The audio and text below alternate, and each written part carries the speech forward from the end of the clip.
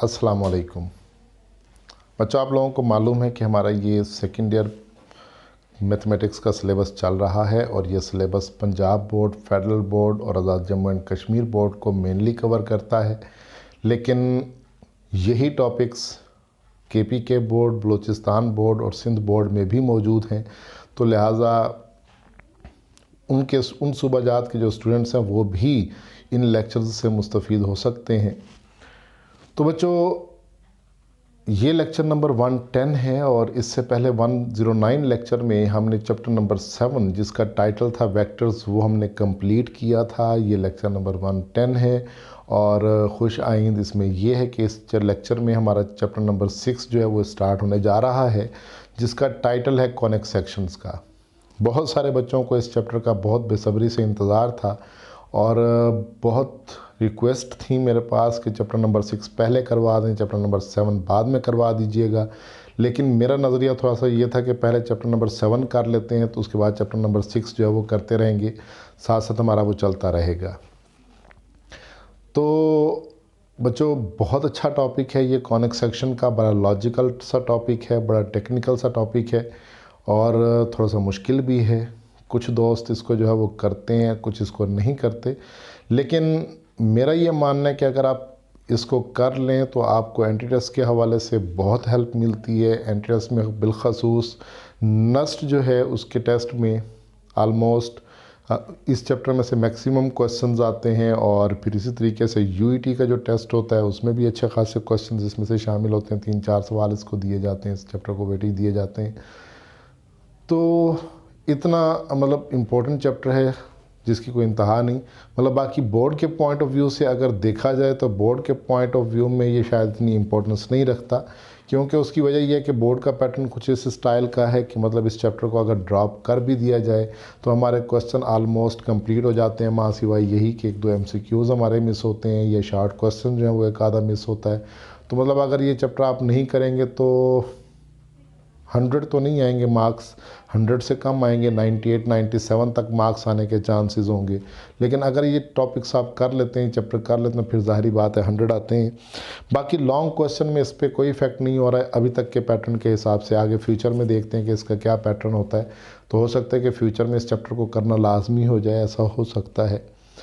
तो कोशिश कीजिएगा कि आपने इस चैप्टर के लेक्चर पूरे लेने हैं और अच्छे तरीके से लेने हैं, क्योंकि ये चैप्टर मोस्टली जब वो नहीं पढ़ाया जाता कॉलेजेस के अंदर, क्लासेस के अंदर या ट्यूशन सेंटर्स पर, ये टॉपिक चैप्टर पूरा नहीं करवाया जाता। तो मैं कोशिश करूँगा कि इंशाल्लाह इस चैप्टर को पूरा कंप्लीट करूँ, एक्सरसाइज 6.9 तक लेकर जाऊँ इस चैप्टर की, और हर बात आपको इंशाल्लाह क्लियर करूँगा, मैक्सिमम आइडियाज़ बताऊँगा। तो आप लोग देखिएगा ज़रूर। बोर्ड के पॉइंट ऑफ व्यू से करना ना करना एक अलग इशू है, लेकिन एंट्री टेस्ट के पॉइंट ऑफ व्यू से इसको ज़रूर कीजिएगा।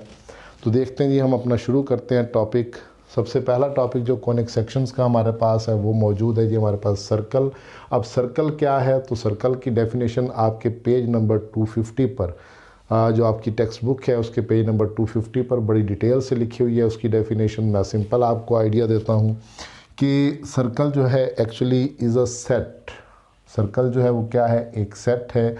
किस चीज़ का सेट है? सेट ऑफ दूस पॉइंट्स, यानी ये उन पॉइंट्स का सेट है जिनका एक फिक्स पॉइंट से डिस्टेंस क्या होता है, सेम होता है। देखिए बच्चों, ये मेरे पास ना एक पॉइंट्स का ना सेट मौजूद है। अब ये पॉइंट्स का जो सेट है, ये जो बाउंड्री पॉइंट्स आप देख रहे हैं, इन बाउंड्री पॉइंट्स के अंदर बहुत सारे पॉइंट्स हैं, इनफाइनाइट पॉइंट्स हैं। इन पॉइंट्स का जो सेट है, इनका इस पॉइंट से डिस्टेंस क्या है, सेम डिस्टेंस है। यानी ये फिक्स पॉइंट है, इससे इन सब का डिस्टेंस क्या है, सेम है। तो प्लेन के अंदर वो तमाम पॉइंट्स जिनका एक फिक्स पॉइंट से डिस्टेंस सेम है, उन पॉइंट्स का जो सेट है वो क्या कहलाएगा, सर्कल कहलाएगा। बस इतनी सी बात है। द सेट ऑफ, यही लाइन जो मैं बोलने जा रहा हूँ ये आपकी बुक में लिखी हुई है। The set of all points which are equidistant from a fix point is called a circle and the fix point is called centre and the fix distance is called the radius. यानी ये हमारे पास centre C है और ये वाला जो आप distance देख रहे हैं this is radius R।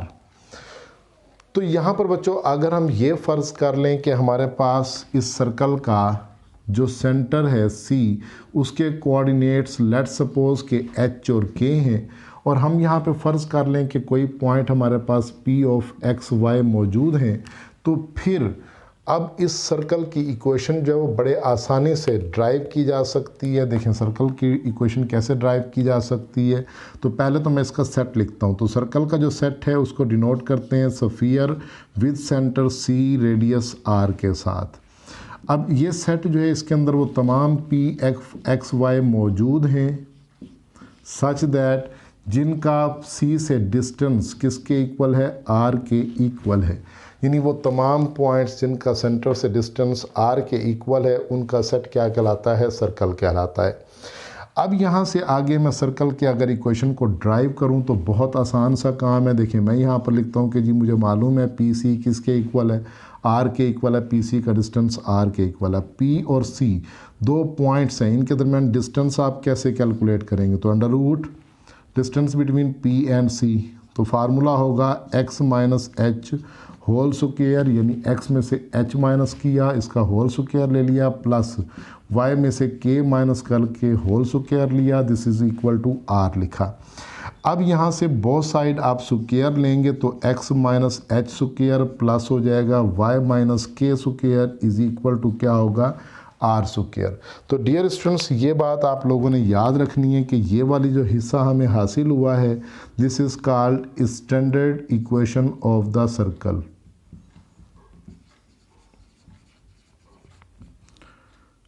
Standard equation of the circle. अब इसी तरीके से पर्टिकुलर इक्वेशन भी है। पर्टिकुलर इक्वेशन क्या है कि अगर हमारे पास सेंटर जो है वो कहाँ चला जाए, 0 0 पर चला जाए, यानी एच और के की वैल्यू 0 0 हो जाए, तो देखें यहाँ पे 0 पुट करेंगे, यहाँ पे 0 पुट करेंगे, तो बाकी बच जाएगा हमारे पास x square plus Y square is equal to r square. तो बच्चों इसको नाम देते हैं पर्टिकुलर इक्वेशन का।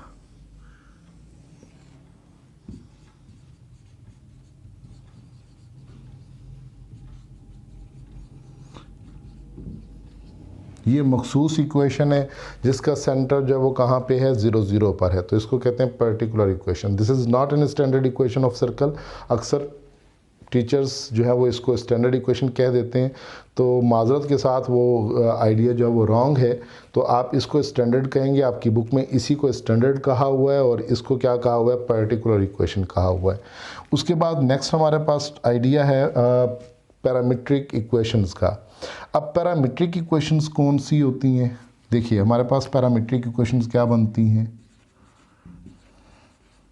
ये वैसे यूज़ नहीं होती हैं, बस आइडिया सही है, इसको आपने याद रखना है। पैरामीट्रिक इक्वेशंस यानी आपकी इस एक्सरसाइज में यूज़ नहीं होती, वरना आप बहुत सारी जगहों पे पैरामीट्रिक इक्वेशंस ऑफ सर्कल जो है वो इस्तेमाल करते हैं। मसलन कहाँ कहाँ पे इस्तेमाल करते हैं, फर्स्ट ईयर में चैप्टर नंबर 1 पढ़ा था, वहाँ आपने जब कॉम्प्लेक्स नंबर को पोलर फॉर्म में कन्वर्ट किया था तब आपने सर्कल की पैरामीट्रिक इक्वेशंस यूज़ की थी।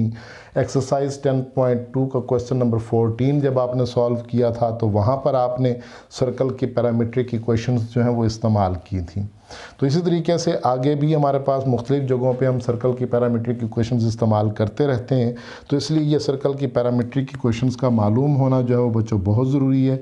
तो सर्कल की पहली पैरामीट्रिक इक्वेशन है जी हमारे पास x is equal to r cos theta, और दूसरी है जी हमारे पास y is equal to r sine theta. ये पूरा जब सेट बनता है तो हमारे पास सर्कल की क्या बनती है, पैरामीट्रिक इक्वेशन बनती है। तो ये पॉइंट आप लोगों ने बच्चों याद रखना है। ये सर्कल का पूरा टॉपिक मैंने यहाँ पर लिखा है, इससे अगले बोर्ड पर जब हम जाएंगे तो वहाँ पे हम सर्कल की जनरल इक्वेशन पे बात करेंगे और उसके ऊपर जो क्वेश्चंस हैं उनके ऊपर बात करेंगे। तो फिलहाल इस लेक्चर को आपने देख लेना है और उसके बाद क्वेश्चन नंबर 1 जो है ये इसका ए बी पार्ट मैंने लिखा हुआ है और इसका सी पार्ट मैंने लिखा हुआ है। ये 2 पार्ट्स जो मैं आपको सॉल्व करके दिखाता हूँ।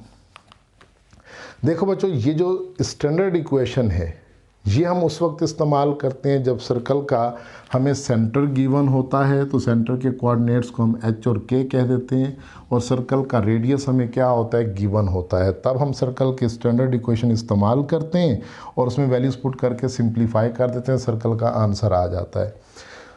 तो देखिए यहाँ पर मैं लिख देता हूँ सॉल्यूशन में गिवन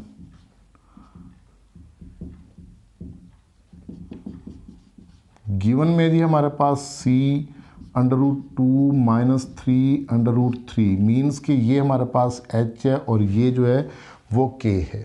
तो मैं यहाँ पे नीचे रेड कलर से हाईलाइट कर देता हूँ कि ये h है और ये k है। उसके बाद बच्चों ये मेरे पास रेडियस गिवन है r इज इक्वल टू 2 √2। फिर हम यहाँ पर लिखते हैं वी नो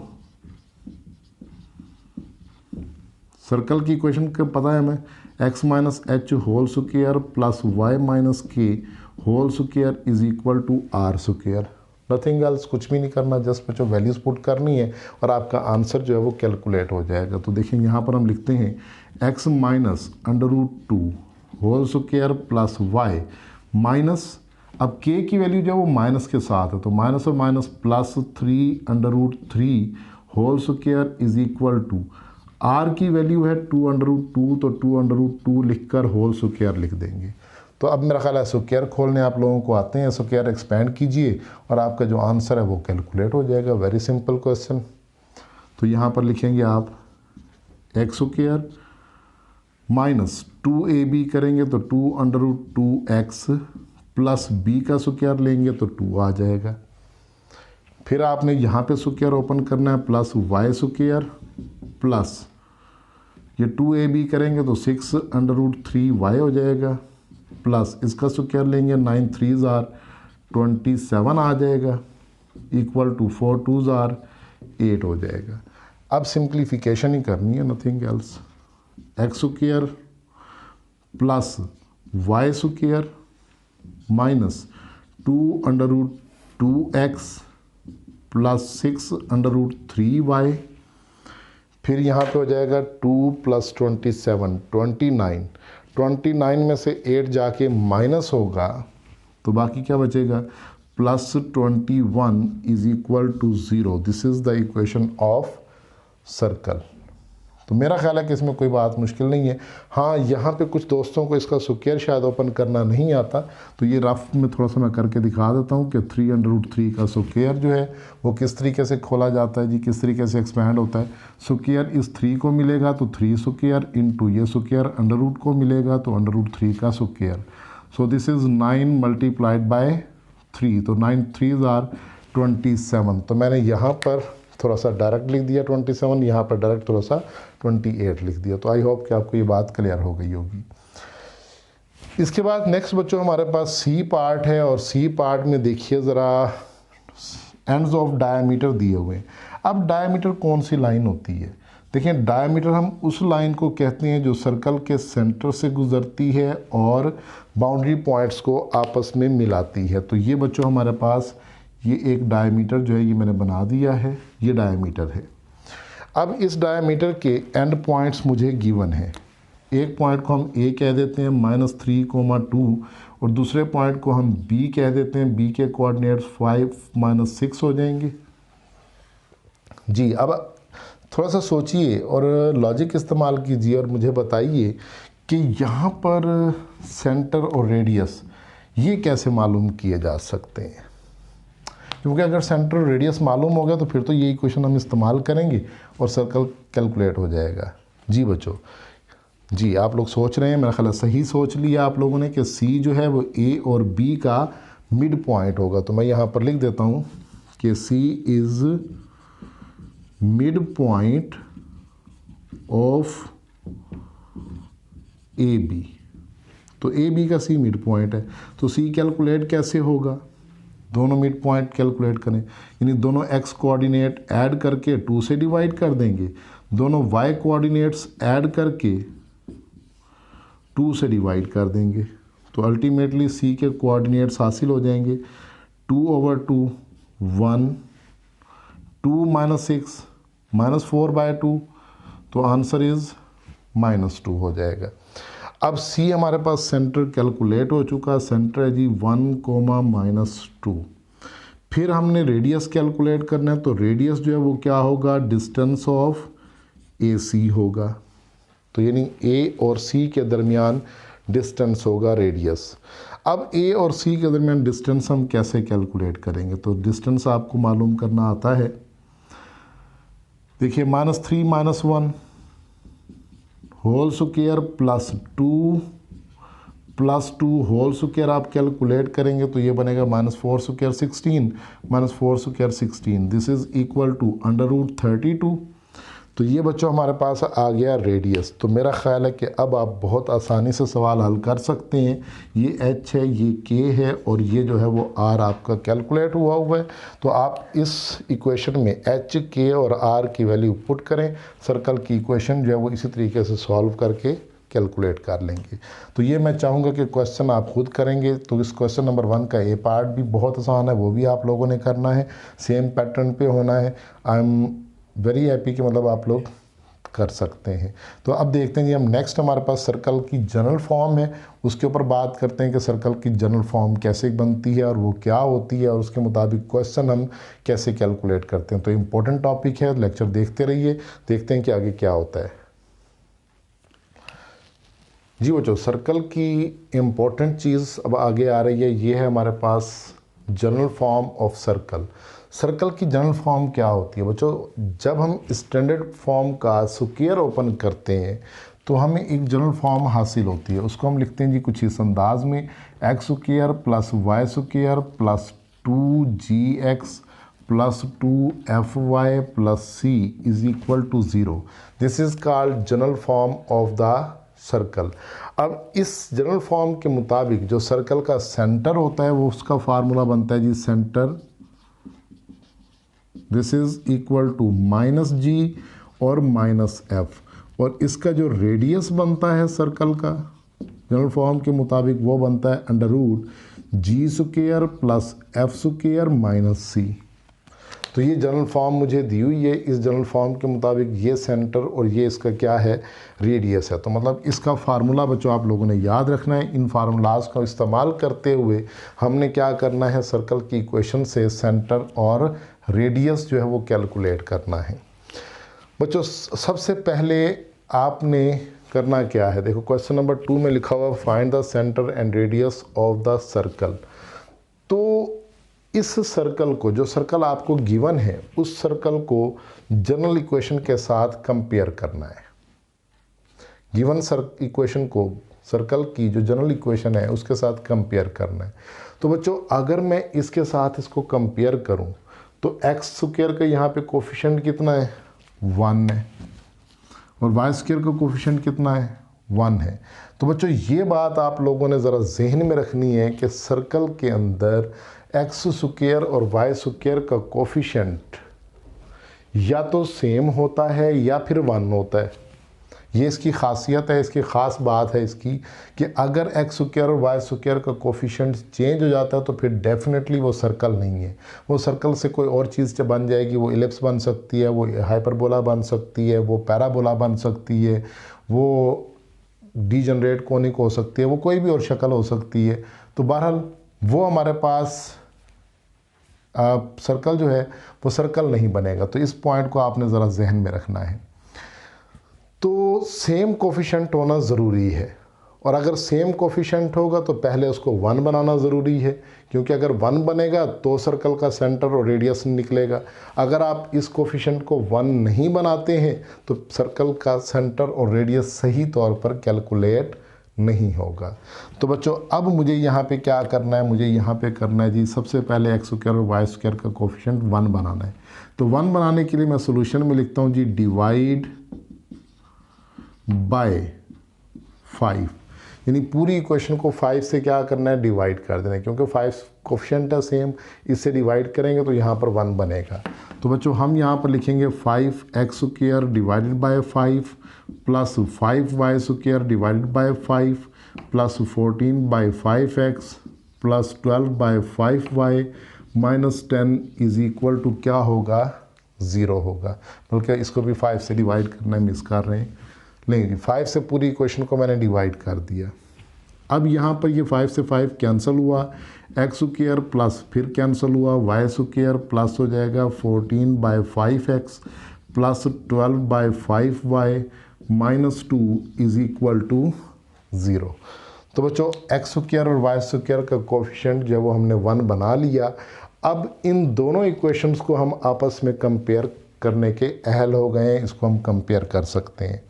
तो कंपेयरिंग के दौरान हम ये बात ज़रूर महसूस करेंगे कि 2g और 14/5 इक्वल होंगे। जी सोच रहे होंगे कि क्यों इक्वल हो रहे हैं। 2g is equal to 14/5। भाई ज़ाहिरी बात है, इधर x का कोफिशिएंट 2g है, उधर x का कोफिशिएंट 14/5 है, तो दोनों में x का कोफिशिएंट सेम हो जाएगा।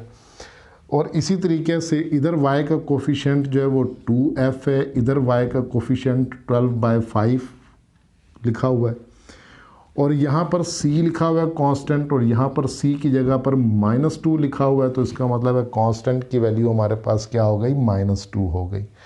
तो डियर स्टूडेंट्स, अब यहाँ से g कैलकुलेट करने के लिए आपको भला क्या करना है।